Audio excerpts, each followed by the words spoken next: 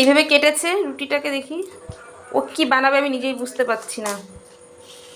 জল দিয়েছে সেটার মধ্যে? হ্যাঁ। কেন বাবান? দেখি কি বানায়।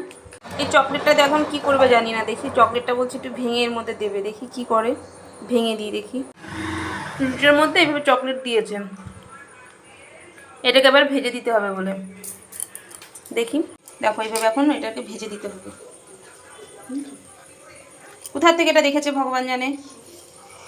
উফ গরম, চকলেটের ভিতরে গলে যাবে, কেমন টেস্টি লাগবে খেতে, বুঝতে পেরেছি।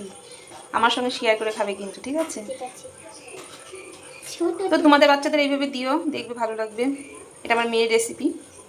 মেয়ে এইভাবে কোথার থেকে শিখেছে আমি জানি না, ও এখন এইভাবে আমার কাছে বানিয়ে দিতে বললো, নিজেই বানিয়েছে, আমি শুধু জাস্ট একটু তাওয়াতে শিখে দিয়েছি। দেখো ভেতরটা চকলেটটা কি সুন্দর গলে গেছে।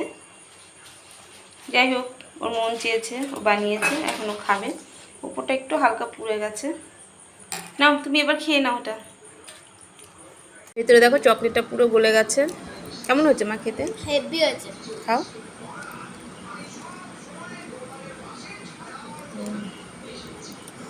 দারুণ খেতে হয়েছে। আমি একটু খেয়েছি।